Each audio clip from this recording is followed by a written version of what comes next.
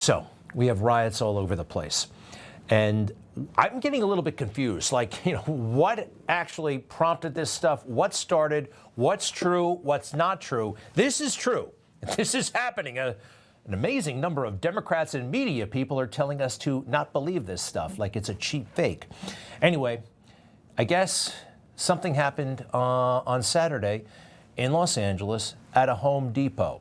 Now, there's been a lot of misinformation about what actually happened here, all right? Several illegal aliens arrested by ICE.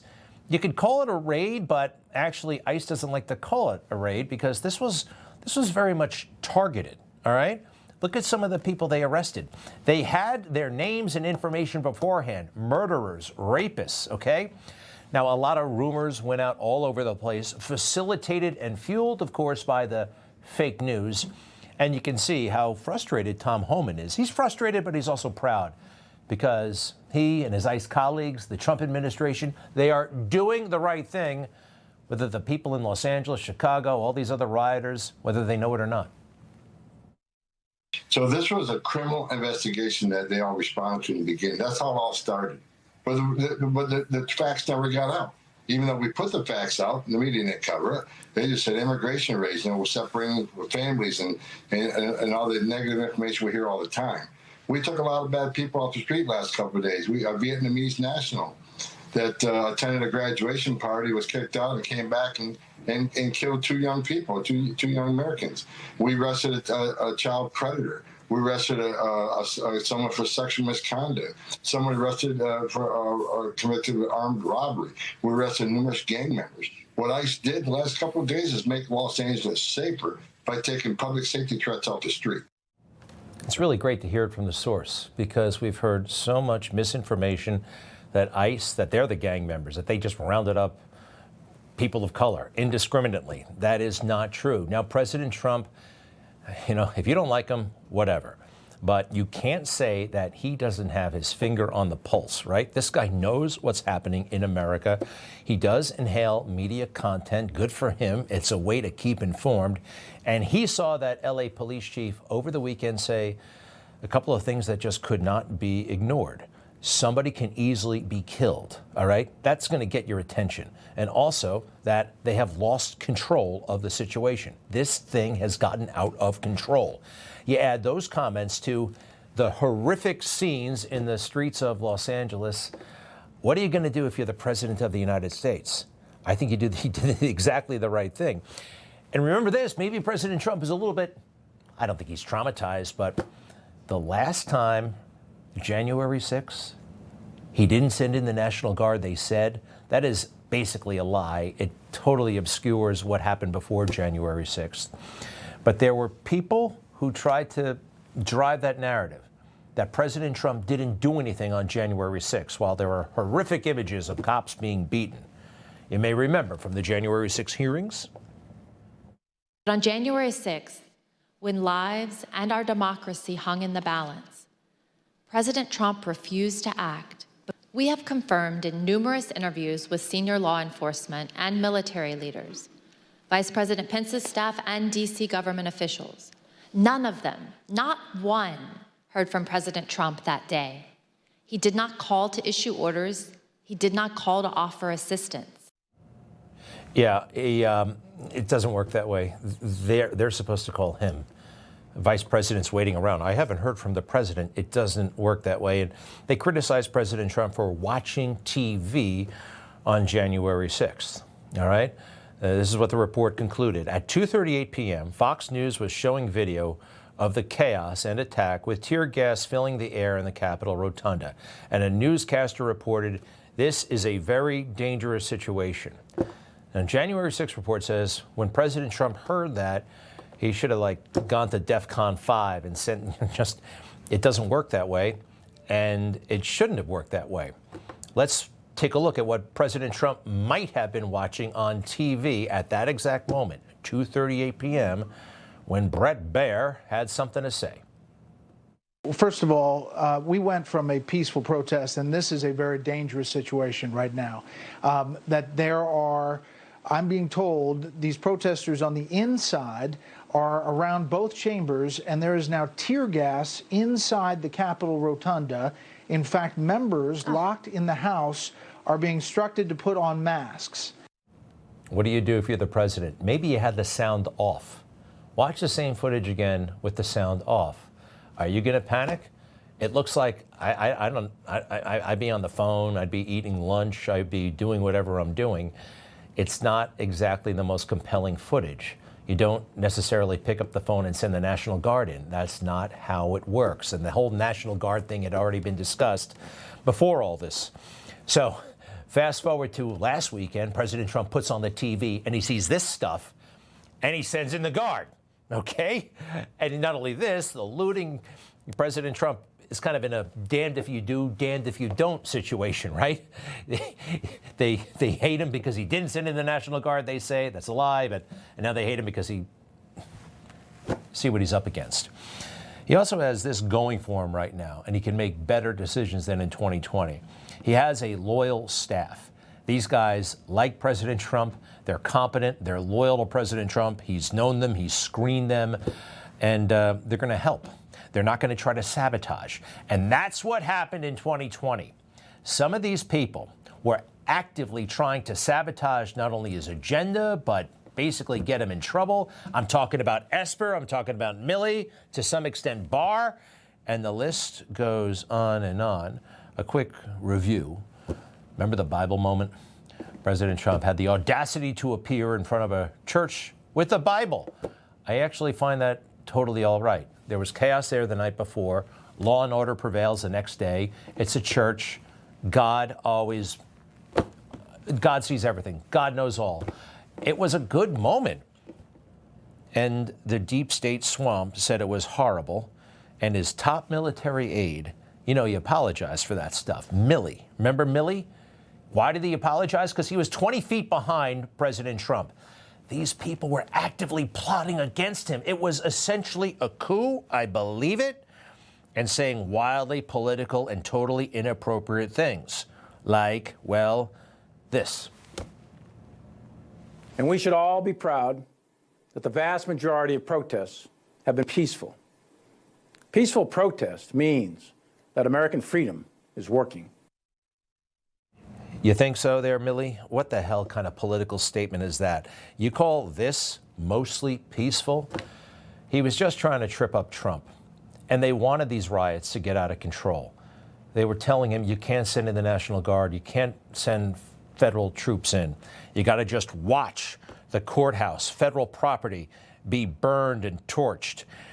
And they were very, very strenuous in that argument. They would have impeached him earlier had he sent the folks in. I mean, 633 riots altogether, full-blown riots. He was sabotaged by his team, President Trump. And you know what? We still haven't gotten to the bottom of that. So you compare all these kind of dynamics coming together right now in Los Angeles. It's totally understandable. It's totally defendable. It's totally commendable what President Trump did.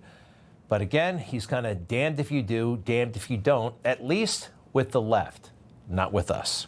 Next, please.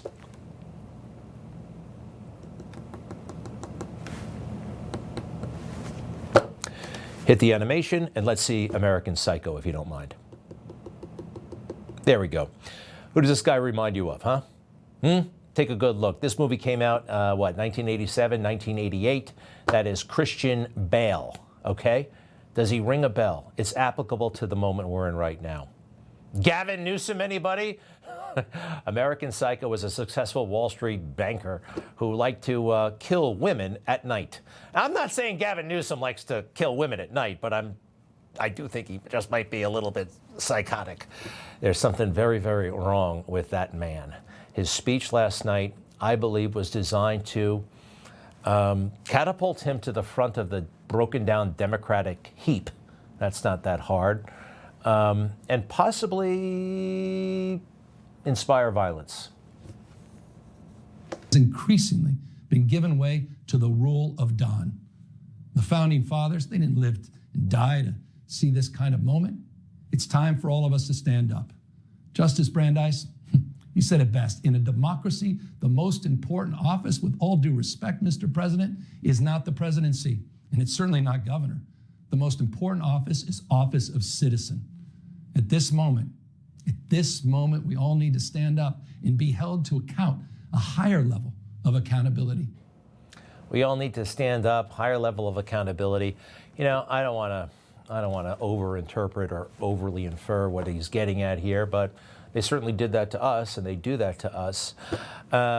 The office of citizen, right? Then quit your job and go get a real job, okay? Office of citizen. A regular citizen doesn't get an SUV and, well, 10 of them, and the mansion in Sacramento and all the other perks that he's been milking almost his entire adult life. And even this moment, he is somehow milked. Right now, he is at the top of the heap. I just mentioned. Take a look at this headline, please. It's a lifeline for Gavin Newsom. Why Trump rivalry paves way for 2028. The state is falling apart. He doesn't want any help. He says he doesn't want any help. And somehow he gets an opportunity out of this. Gavin Newsom is shameless. This is a shameless individual. I mean, literally, he has no shame. Does anybody remember, I think it's worth pointing out, that, well, he had an affair with his best friend's wife, this person, right, when he was mayor of San Francisco, and they were both working for him. And look, people make mistakes in life. I know it. No one's perfect, but you're the mayor and you found time to blow up this guy's marriage, right? It's the way he explained himself that I think is telling, right? Comes out there. Let me play it, and then I'll tell you what I see, and you tell me if you see what I see. Everything you've heard and read is true, and I am deeply sorry about that. I've hurt someone I care deeply about, Alex Turk, his friends and family, and that is something that I have to live with and something that I am deeply sorry for. So he's sorry. He says the word sorry over and over, but I don't think he's ashamed. You know, he could have put out a statement saying this. This is very much the Bill Clinton playbook, right? Or we're going to do what Bill Clinton didn't do. Bill Clinton denied. So I'm going to own it. What I see here is a political strategy, all right, and a shamelessness. It goes on. I am also sorry that I've let the people of San Francisco down. They expect a lot of their mayor, and my personal lapse of judgment aside, I am committed to restoring their trust and confidence, and will work very hard in the upcoming months to make sure that the business of running the city is framed appropriately. I also want to extend a personal apology to everyone in our administration, to my staff that I just met with, to my friends and my family members. I am deeply sorry. He doesn't look sorry. He looks kind of proud. He looks like he enjoys the limelight, the moment. I don't see shame. Shameless. I guess a lot of politicians are. But shamelessness added to incompetence. Just a couple of months ago, this guy let the reservoirs go bone dry, right? You know, we don't need the government for gender awareness programs in school. We just need him to make the roads work, right, and the water systems function, and he couldn't do that. One of the most interesting moments I've seen in a long time was when he was confronted by that brave woman somewhere in California, and he couldn't stop himself from lying to her face. Governor, you got a second? Governor, I live here, Governor. That was my daughter's school, Governor. Please tell me what you're going to do. I'm not going to hurt him, I promise. I'm literally talking to the president right now to specifically answer the question of what we can do for you and your daughter. Can I hear it? Can I hear your call? Because I don't believe it. I'm sorry. There's literally, I've tried 5 times. That's why I'm walking around to make the call. Why is the president not taking your call? Because it's not going through. Why? You get that? So let's get I'm literally on the phone with him right now. I literally can't get a signal with him right now. And it goes on like that. All right. So thank God President Trump has ordered the troops into California. And we heard from Pete Hegseth, They may be going to other cities if they get out of line. I mean, this is what we want, public safety. Information. Truth is freedom. Is Newsmax. It's real news for real people.